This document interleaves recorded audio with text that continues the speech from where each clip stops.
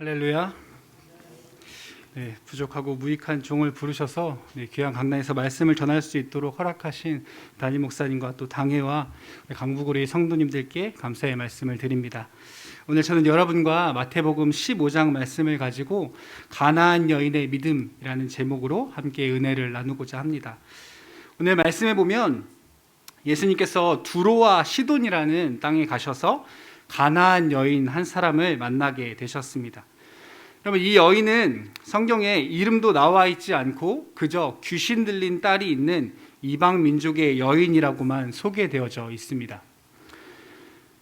두로와 시돈 땅, 조금 더 자세히는 이 마태복음과 동일한 말씀이 기록되어져 있는 마가복음 7장 말씀에 보면 이 여인을 수로보니게 여인이다 라고 소개하고 있습니다. 그런데 이 이방 여인이 어떠한 믿음을 가졌길래 예수님께서 이 여인을 향하여서 큰 믿음을 가졌다라고 칭찬해 주고 계신지, 또 한 걸음 더 나아가서 예수님께서 칭찬하실 만한 그 믿음이, 그 큰 믿음이 어떠한 것인지 우리가 오늘 함께 나누어 보고, 또 그것을 가지고 우리에게도 그러한 믿음이 있는지, 그 큰 믿음이 우리에게 여전히 있는지 돌아보는 그런 은혜의 시간 되어지기를 축복합니다. 우리 먼저 21절 말씀 한번 같이 읽어보도록 하겠습니다. 시작.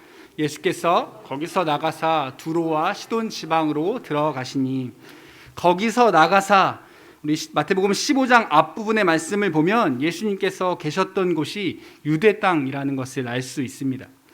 여러분, 예수님께서는 계속해서 유대 땅에서 사역을 하셨습니다. 유대 땅을 벗어나서 오늘 이방인의 땅 두로와 시돈 지역에 가셨다라고 말씀하고 있습니다.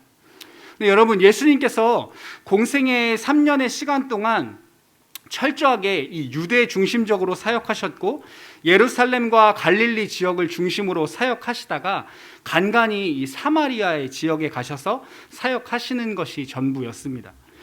예수님께서 이 이방 땅에 가셔서 사역하신 적이 딱 한 번 있는데, 그것이 오늘 우리가 함께 읽은 마태복음 15장의 말씀에 기록되어져 있는 사건입니다.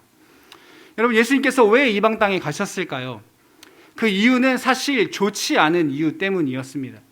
이 마태복음 15장의 앞에 부분의 말씀을 읽어보면 예수님께서 유대인들과 충돌하는 사건이 일어납니다. 특별히 15장 2절 말씀에 보면 이렇게 말씀합니다.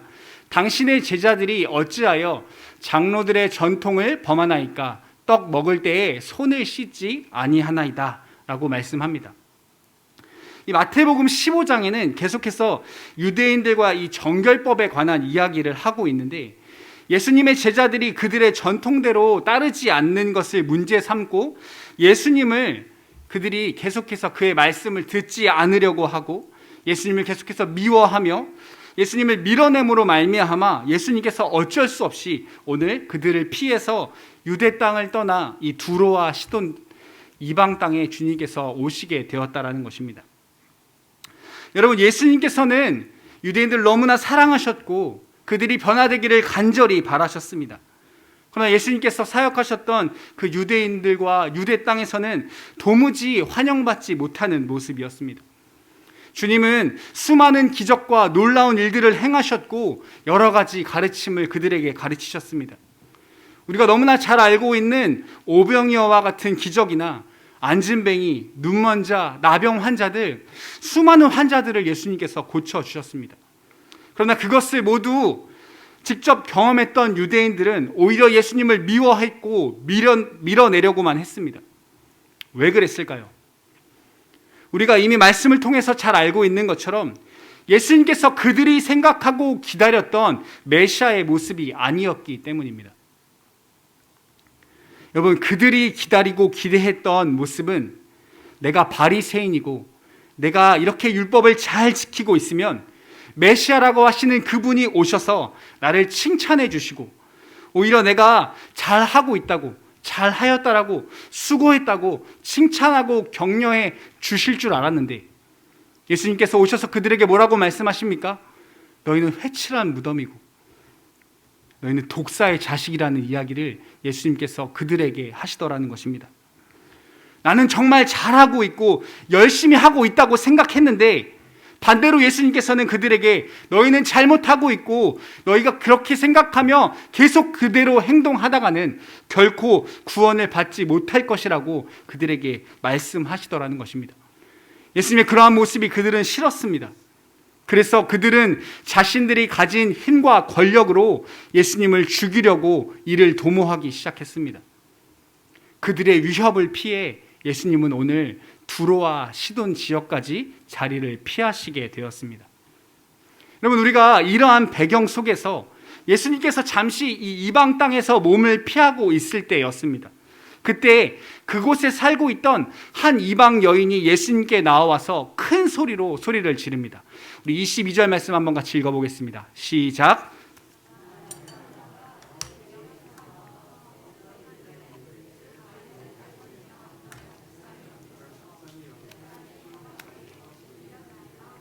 아멘. 여러분, 이 여인은 귀신 들린 딸이 있었습니다. 그리고 그 문제를 해결하기 위해 예수님 앞에 나왔습니다.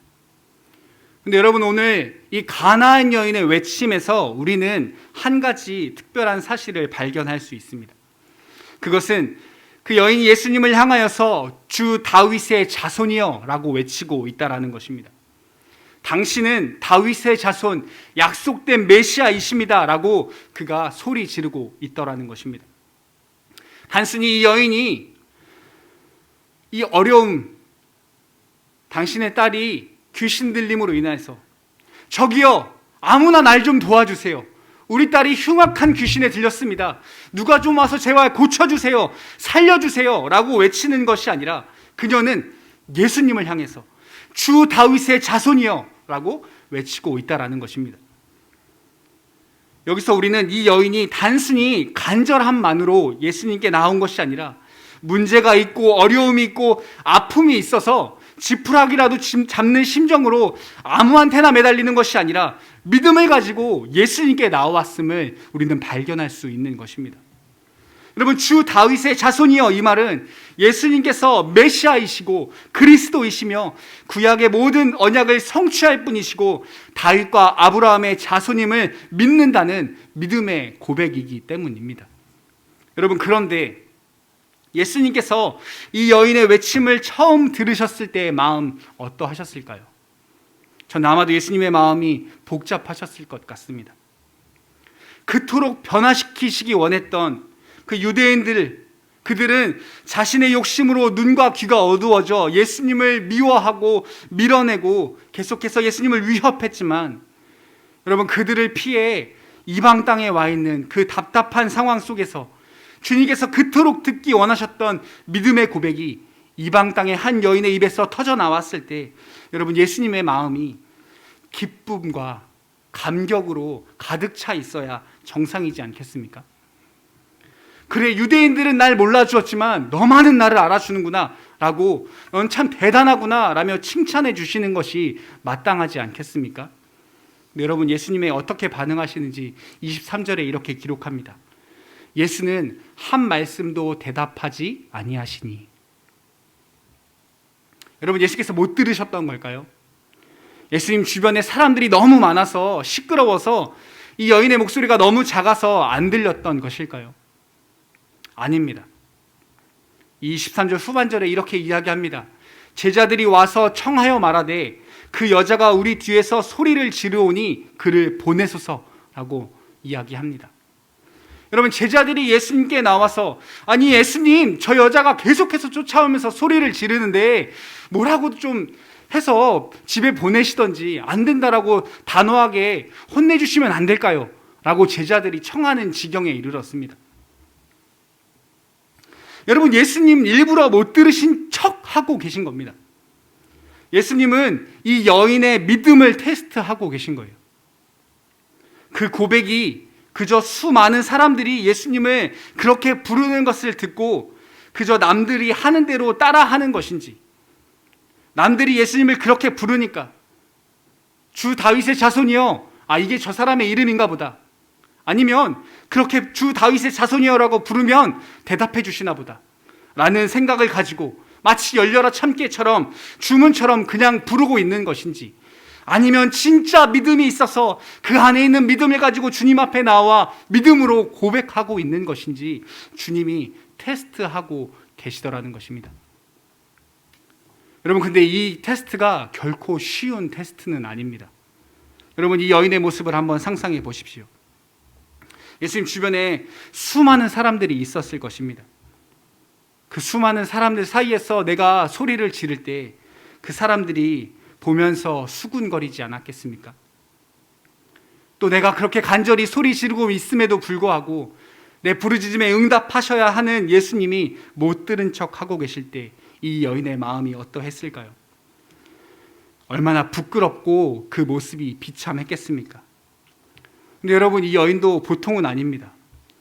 계속해서 주님을 따라가며 소리를 지릅니다. 절대로 포기하지 않습니다. 25절 말씀에 여자가 와서 예수께 절하며 이르되 주여 저를 도우소서 라고 다시 한번 주님께 간청합니다. 그러자 예수님께서 드디어 입을 열어 말씀하십니다. 우리 26절 말씀 한번 같이 읽어보도록 하겠습니다. 시작.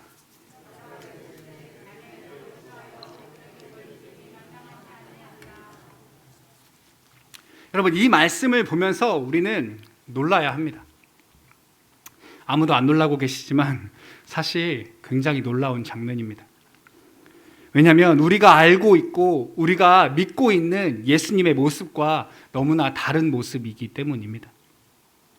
여러분, 우리 예수님은요, 항상 연약하고 불쌍한 이들을 도와주시고 고쳐주시고 만져주시고 만나주셨습니다. 심지어 말하지 않아도 예수님께서 찾아가셔서 만나주시고 고쳐주셨습니다. 여러분, 그러한 분이 우리가 아는 예수님이시지 않습니까?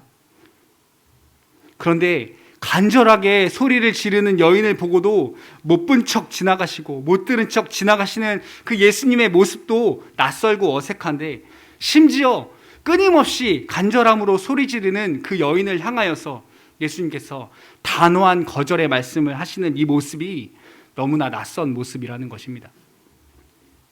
여러분, 그런데 이 예수님의 반응을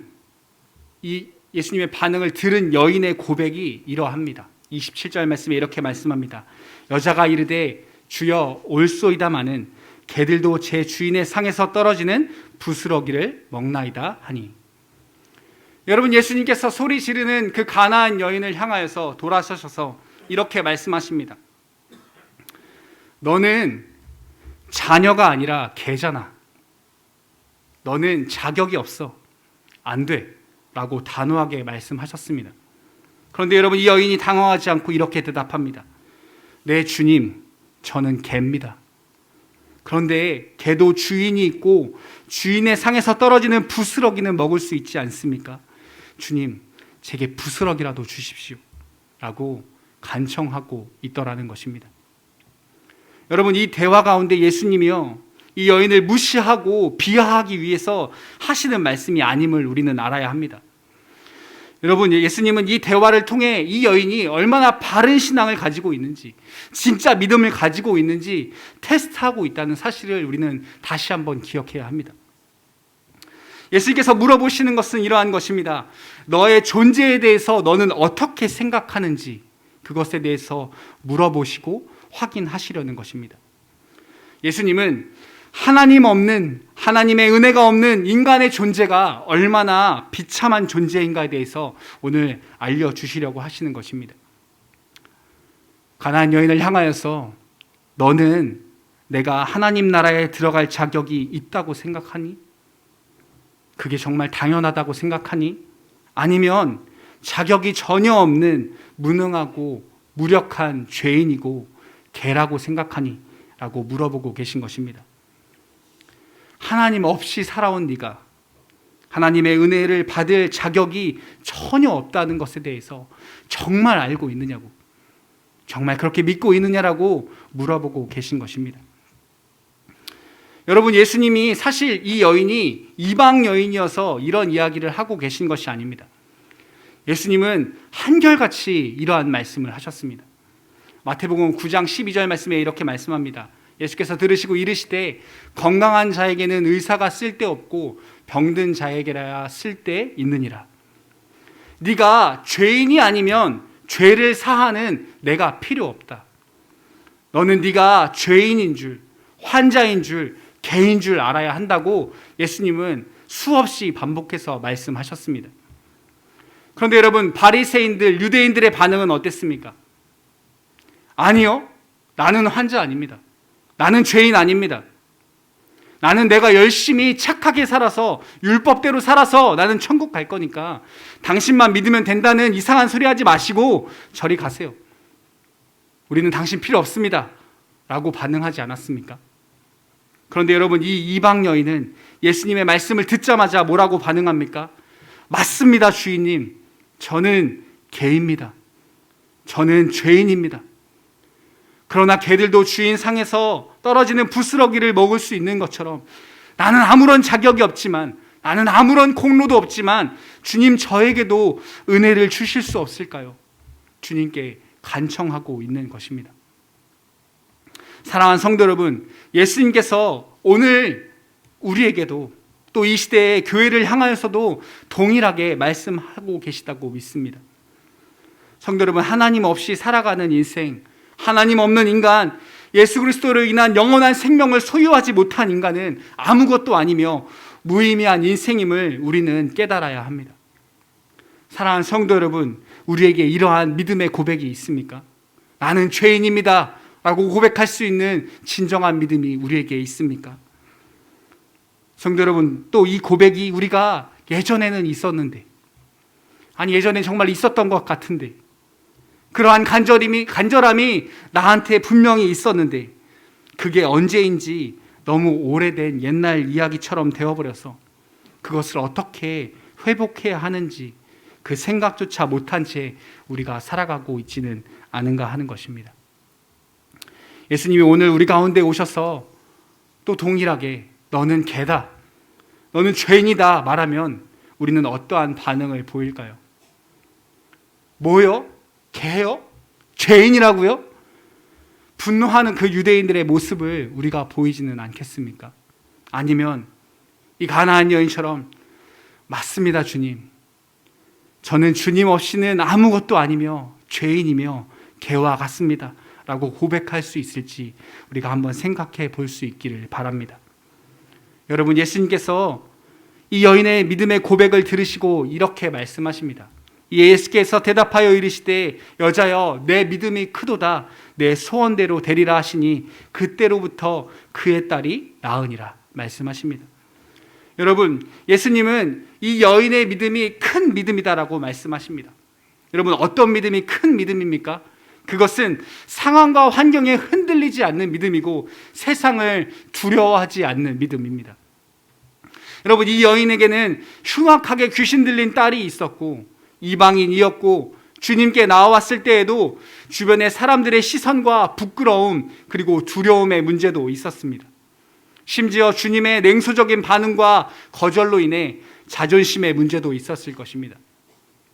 그러나 오늘 가나안 여인은 이런 것에 흔들리지 아니하고 포기하지 아니하고 다른 방법을 찾지 아니하고 여전히 오직 주님만을 붙드는 믿음, 나는 자격이 없는 죄인이지만 나의 연약함과 부족함을 뛰어넘는 그 주님의 은혜를 신뢰하고 주님의 능력을 신뢰하며 주님만이 유일한 나의 구원이시며 생명이심을 신뢰하는 믿음, 그 믿음을 가지고 주님께 나아갔을 때 주님께서는 이 믿음이 큰 믿음이다라고 말씀하시며 칭찬하시고 그 삶의 문제마저도 해결해 주셨음을 우리는 기억해야 하는 것입니다. 주님은 이 여인의 불쌍한 처지를 보신 것이 아니라 이 여인의 믿음을 보셨습니다. 사랑하는 성도 여러분, 우리도 이와 같은 큰 믿음을 소유할 수 있게 되길 예수님의 이름으로 축복합니다. 마지막으로 이 여인의 간절한 믿음의 결과가 어떠했는지 함께 나누고 오늘 말씀을 맺기 원합니다. 우리 마태복음 15장 28절 말씀 한 번만 다시 같이 읽어보도록 하겠습니다. 시작. 이에 예수께서 대답하여 이르시되 여자여, 내 믿음이 크도다. 내 소원대로 되리라 하시니 그때로부터 그의 딸이 나으니라. 아멘. 그 믿음의 간절함으로 그때로부터 그의 딸이 나으니라 말씀하십니다. 근데 여러분, 오늘 이 가나안 여인의 사건을 동일하게 기록하고 있는 마가복음 7장 말씀에 보면 마가복음 7장 29절에는 이렇게 기록합니다. 예수께서 이르시되 이 말을 하였으니 돌아가라. 귀신이 내 딸에게서 나갔느니라 하시매. 여러분, 마태복음과 마가복음 사이에 아주 미묘한 차이가 있음을 발견합니다. 여러분, 발견하셨습니까? 여러분, 그것은 마가복음과 다르게 마태복음에서는 딸이 나음을 받았다는 이 치유의 사실을 이 여인에게 알려주시지 않는다라는 것입니다. 우리는 그 결과를 이미 말씀을 통해서 알고 있고 보았기 때문에 그때부터 예수님이 말씀하실 때 즉시 그 딸이 낫게 되었구나 라고 하고 알 수 있지만, 이 마태복음 15장의 이 여인은 아마도 예수님의 말씀을 듣고 믿음을 가지고 다시 집으로 돌아가서 그의 딸을 만났을 때 그제서야 예수님의 말씀대로 딸이 진짜 나았다라는 것을 알게 되었을 것입니다. 여러분, 우리는 기도할 때 항상 이 마가복음과 같은 결과를 기대합니다. 즉각적인 응답 말입니다. 주님, 제 기도 제목은 이러한 것입니다.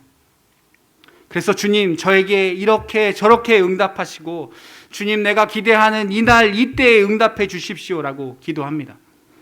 그래서 내가 기도하는 것이 즉각적으로 내 눈에 확인되고 내 몸으로, 내 삶으로 경험되어지기를 바라면서 기도합니다. 그런데 우리 삶에 일하시는 하나님은 때때로 마태복음의 말씀과 같이 일하시더라는 것입니다. 특별히 오늘 우리가 함께 특별 선교 헌금을 드리며 이 선교사님의 선교의 현장 사역을 바라보는 우리의 기대와 기도도 이 마가복음의 결과와 같기를 우리는 항상 기대합니다. 우리의 기도를 통해서 또 우리가 드리는 헌금을 통해서 그 선교의 현장에 즉각적인 응답과 변화가 나타나기를 우리는 기대합니다. 그러나 여러분, 실제 선교의 현장은 어떠합니까? 우리의 간절한 기대와 바람과는 달리 복음을 전하는 일보다 선교사님들은 생소한 언어와 씨름해야 하고 수많은 풍토병을 이겨내야 하고 이루 다 말할 수 없는 복잡한 현지의 사정들과 문화적, 종교적 문제들을 날마다 뛰어넘어야 합니다. 또 수많은 밤을 선교사님들은 외로움과 싸워야 합니다. 심지어 요즘과 같은 이 코로나의 때에는 사람들을 직접 만나지도 못해서 복음을 전하는 것이 더욱 어려운 상황 가운데 놓여 있습니다. 여러분, 이처럼 선교의 현장에서의 사역은 즉각적으로 응답되지 않는 것처럼 보일 때가 더 많이 있습니다. 선교의 현장뿐만 아니라 우리의 삶에도 그렇지 않습니까? 우리의 삶에도 우리의 간절한 기대와 기도와 바람과는 다르게 우리의 기도가 침묵으로 돌아오거나 확고한 거절의 모습으로 돌아오는 때도 있더라는 것입니다. 그러나 여러분, 이 마태복음 15장의 말씀을 깊이 묵상하며 묵상할수록 주님께서 우리에게 주시는 마음은, 주님은 우리의 믿음을 시험하시되 우리가 믿음을 가지고 끊임없이 간절함으로 기도와 간구로 주님께 나아가면 주님께서는 결코 외면하지 아니하시고 반드시 응답하신다는 그 확신을 우리는 얻게 되는 것입니다. 그렇기 때문에 사랑하는 성도 여러분, 우리에게 주어진 선한 일을 멈추지 마십시오. 선교를 멈추지 마십시오. 여러분, 무엇보다 기도를 멈추지 마십시오.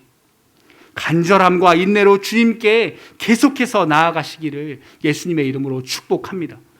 사랑하는 성도 여러분, 우리의 삶에 주님만이 유일한 해답이시고 구원이시며 생명이심을 믿으며 주님께서 우리의 기도에 침묵하시고 거절하시는 것처럼 느껴지는 우리의 삶의 고난의 때에도 우리가 포기하지 아니하고 돌아서지 아니하며 더욱 간절함으로 주님께, 인내로 주님께 나아가면 가나안 여인에게 주님께서 말씀하셨던 것처럼 오늘 우리에게도 내 믿음이 크도다, 내 소원대로 되리라 말씀하여 주실 것입니다. 이러한 은혜가, 이러한 기적이 저와 여러분의 삶에 시작되어지길 예수님의 이름으로 축복합니다.